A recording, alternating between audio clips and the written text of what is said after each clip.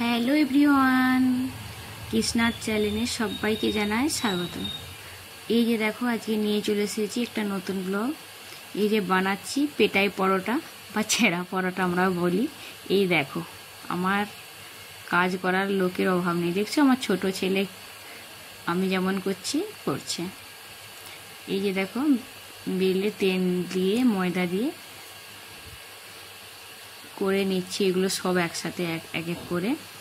তারপর বেলে পরোটাটা বানাবো, দেখতে থাকো। তোমাদের সাথে সবটাই শেয়ার করছি, যতটুকু পেরেছি সবটুকু শেয়ার করছি, কারণ ভিডিও করার জন্য লোক চাই।